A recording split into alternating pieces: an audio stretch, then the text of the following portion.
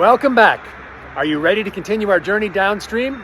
The creek has just left the golf course, and as it does, it travels under Golf Links Road and into Golf Links Park, a pleasant forested area with a short hiking trail through the St. John's neighborhood of Ancaster.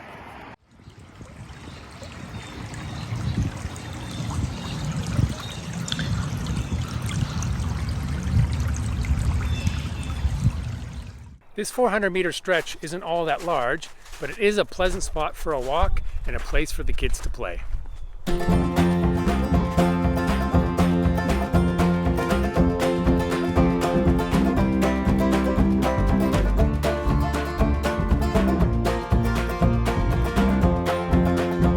As it leaves the wooded trail, it crosses underneath the Ancaster Radio Trail through a residential neighborhood on the way to meet up with Rousseau Street.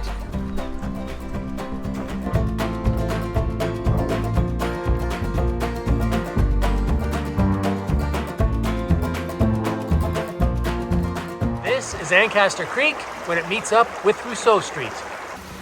And if I turn around, so is this.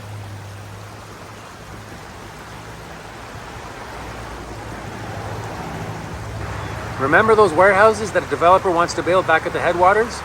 They would be accompanied by acres of hard surfaces like parking lots that will repel water.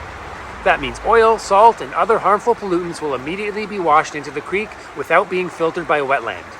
And with increased extreme weather events, the proposed stormwater pond would be overwhelmed, and it's possible that the creek, including this residential section, would flood.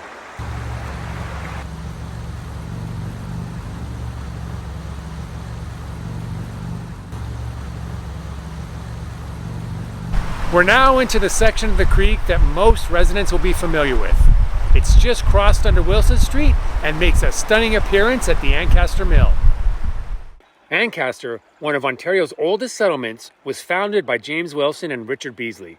But before they arrived, this site was the junction of well-established Indigenous trails. In 1791, Wilson and Beasley built a grist mill at this location, followed by a sawmill a year later. A couple of years after that, Wilson sold his interest in the mills to Jean-Baptiste Rousseau.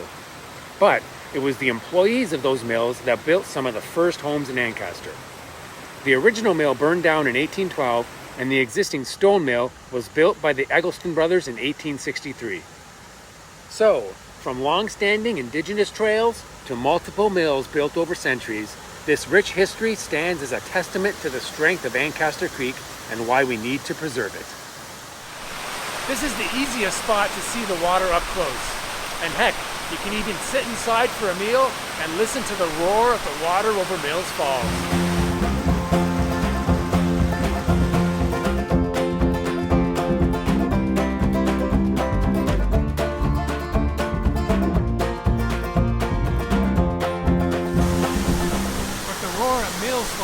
Nothing compared to here. I said the roar of Mills Falls is nothing compared to here. This is Sherman Falls, one of Hamilton's most iconic waterfalls. If you live in Hamilton, you've probably been here before. If not, then what are you waiting for? Parking is available in the HCA lot just up the road.